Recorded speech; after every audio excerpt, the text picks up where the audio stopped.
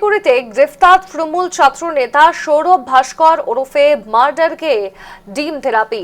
শিলিগুড়ি কলেজে ভর্তি প্রক্রিয়াকে কেন্দ্র করে এবিভিপি ও তৃণমূল ছাত্র পরিষদের সংঘর্ষের ঘটনা। এ ঘটনায় গ্রেফতার তৃণমূল ছাত্র পরিষদের নেতা সৌরভ ভাস্কর।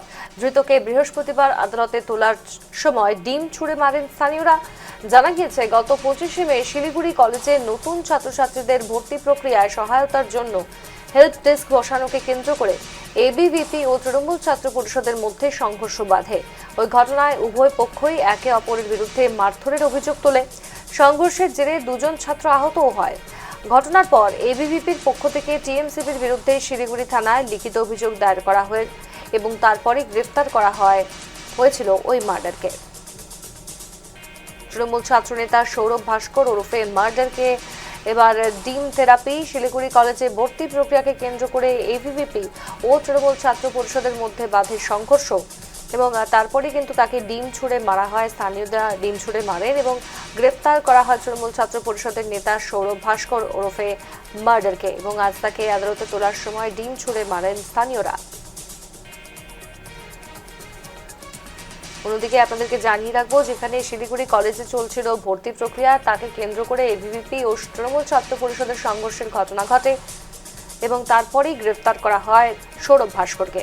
বিস্তারিত জানাতে টেলিফোন লাইনে জুড়ে গিয়েছেন আমাদের প্রতিনিধি জয়দীপ বাগ। জয়দীপ, শিলিগুড়ি কলেজে ভর্তি প্রক্রিয়া চলছিল এবং সেই সময় এবিভিপি ও তৃণমূলের মধ্যে সংঘর্ষ বাধে। পরবর্তীতে তারা মারধরের অভিযোগও তোলেন এবং থানায় অভিযোগ দায়ের করার পর এবার ছাত্র পরিষদের নেতা তৃণমূলের ছাত্র পরিষদের নেতা সৌরভ ভাস্করকে পুলিশ গ্রেফতার করে এবং আজ যখন তাকে আদালতে তোলা হয়েছিল তাকে ডিম ছোড়া হয়েছে।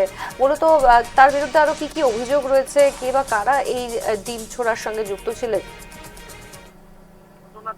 মে মাসের 25 তারিখে শিলিগুড়ি কলেজে হেল্প ডেস্ক তৈরি করা হয়েছিল, যেটা দুপক্ষ টিএমসিপি এবং এবিভিপি দুপক্ষই কিন্তু হেল্প ডেস্ক বসিয়েছিল এবং এই হেল্প ডেস্ক বসানোকে নিয়েই গন্ডগোল শুরু হয় এবং সেই গন্ডগোলের সময় যেটা অভিযোগ উঠেছিল, এই তৃণমূল ছাত্র পরিষদের নেতা তারা এবিভিপি সমর্থকদের মারধর করে এবং বিষয়টি নিয়ে এবিভিপি সমর্থকরা তারা সেই সময় শিলিগুড়ি থানায় লিখিত অভিযোগ দায়ের করেছিল এবং কিছুদিন আগেই তৃণমূল ছাত্র পরিষদের এক নেতা বিশ্বজিৎ সরকারকে গ্রেফতার করে এবং দীর্ঘদিন ধরে এই ছাত্র নেতারা খোঁজ করছিল। অবশ্যই সে নিজেই সমর্থন করে পুলিশের কাছে এবং আজ তাকে শিলিগুড়ি আদালতে তোলা হয় এবং তাকে যখন শিলিগুড়ি আদালত থেকে বের করা হচ্ছিল সেই সময় এবিভিপির সমর্থকেরা কিন্তু তাকে চোর চোর স্লোগান তোলে এবং ডিম থেরাপি দেয় এবং রীতিমতো এই ঘটনায় তীব্র উত্তেজনা ছড়ায় আদালত চত্বরে।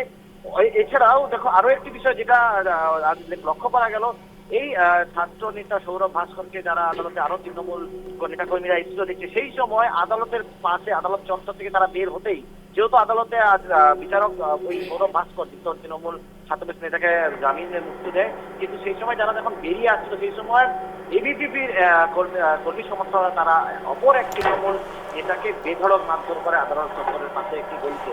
যদিও ঘটনায় ইতিমধ্যে চাঞ্চল্য তীব্র সৃষ্টি হয়েছে এবং তৃণমূলের জেলা সভাপতি কুন্তল রায় তারা অভিযোগ যে এই ধরনের ঘটনা কাম্য নয় এবং পুলিশের কাছে যেহেতু পুলিশ সমস্ত ঘটনা তদন্ত করে দেখেছি, তা সত্ত্বেও এবিভিপি সমর্থকরা তারা হামলা চালাচ্ছে তৃণমূল কর্মীদেরকে বেছে বেছে। ধন্যবাদ তোমার জয়দীপ।